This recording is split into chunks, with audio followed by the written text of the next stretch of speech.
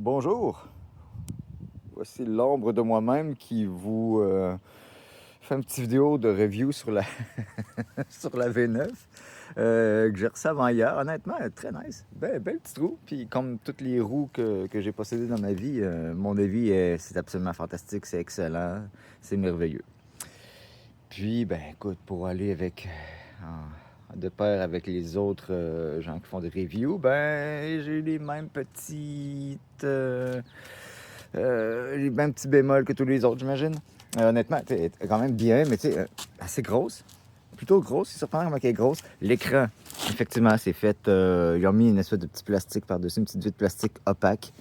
C'est complètement con, c'est un peu inutile en plein jour. J'ai mis des pads, comment? J'ai mis des pads.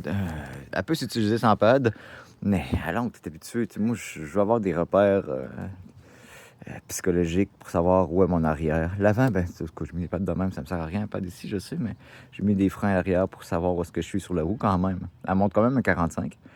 Elle va biper tout le temps autour de 40 quand même parce que tu sais, quand tu manques de batterie, elle va pas triper. Fait que c'est une roue qui se roule autour de 30-35.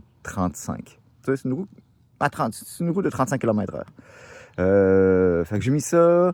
Ah ouais, un truc qui est spécial. Dans les instructions, ils disent de pomper effectivement en dessous des pédales ici. Tu mets de l'air là, mais ils disent pas dans le manuel qu'il faut pomper en haut aussi. Hein, il y a une petite valve là aussi. Fait qu'il y a deux petits caoutchoucs que tu peux pas enlever avec tes doigts. C'est pas de gratter avec tes grands ongles longs ou tu vas faire ça. Pas possible. Fait que j'ai pris un petit couteau pour être capable d'aller le chercher, puis pouf! De ce côté-là, le bouchon est rentré dedans. C'est tombé dedans. Je sais pas si c'est ça que tu vois là, mais Chris est tombé dedans. Il était quelque part dans la cavité là-dedans. C'était bien cave. Je comprends pas. Est-ce que c'est collant? Je comprends pas. C'est cave en tabarnak d'avoir fait ça de même. Tu pousses un peu, là, puis pas beaucoup, là, ploup, il est dedans. Fait que, m'a crissé un tape par-dessus, puis ça va faire la job. Fuck off, j'ai pas le goût de démonter pour chercher mon petit cap à caoutchouc. Est-ce que c'est niaiseux? Un autre truc que je trouve vraiment cool, c'est la première fois qu'InMotion fait ça. Regarde, je peux éteindre la roue, évidemment, mais regarde, magie. Ah, waouh, quel soulagement. Tu peux ouvrir la roue en position béquille. Ah, Chris, je capote.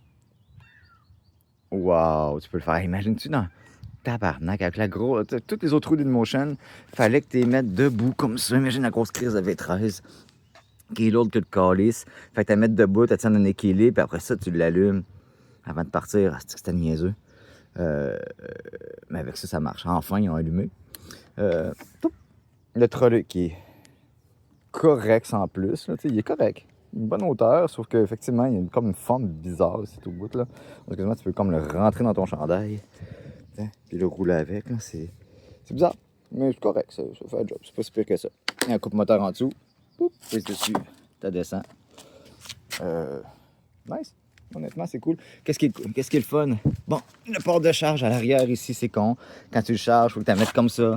Puis après ça, tu gosses par en dessous, pour essayer d'installer en tout. Qu'est-ce que c'est innocent? Il aurait pu le mettre à l'avant, ça aurait été bien plus simple.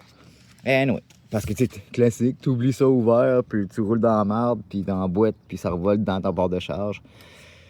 C'est innocent, tabarnak. Le feu arrière, ça bon, correct, un peu inutile.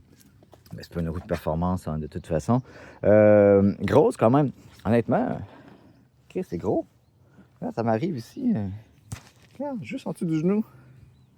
Ça c'est un genou. Ici, ça, c'est un genou. Okay? Pour ceux qui ne savent pas. Fait que ça. Puis, les pédales sont nice. Elles roulent bien. T'sais, pour ceux qui chient contre la suspension à air comme ça, d'InMotion. Puis moi j'aime ça. C'est bouncy, c'est super. C'est super confortable, c'est vraiment bien. Tu sais, je veux dire, pour quelqu'un qui commence, c'est vraiment nice. Tu sais, ça absorbe toutes les petites bosses. C'est pas une suspension de malade, là. Une suspension de malade. Non, ok, c'est bien correct comme suspension. Comme on arrête de chialer, tu sais, sur. C'est parfait. Tu sais, honnêtement, pour une roue de débutant, là, c'est vraiment bien. À comparer, par exemple, à l'autre roue, un peu comme la S16, S16 Pro, qui est bien aussi, sauf que je pense que je préfère peut-être celle-là. Parce que la S16, la suspension est dégueulasse. C'est raide que le calice. Elle est large. Ça, c'est bien. Ça, honnêtement. Sauf que le problème, c'est l'autonomie. L'autonomie, malheureusement, ça manque. Ça manque un peu d'autonomie. C'est pas. Je suis une roue qui va rouler autour de 35 km/h. appelle à 45, ça bip à 40 à peu près quand tu manques un peu de batterie. Fait que c'est une roue qui va rouler confortablement à 35. Pas pire pareil, honnêtement, c'est une. Mais gros. Plus gros que prévu, assez léger. Honnêtement, moi, je suis capable de la lever d'une main sans trop de problème. Là. J'aurais préféré encore un petit peu plus léger, mais pas si pire. Le phare est ajustable. Tu peux. Si tu pèses fort, que tu avec des. Ça bouge. Mais c'est solide. C'est solide. Puis sinon, ben, le pneu, rien à dire dessus. Les pédales sont confortables.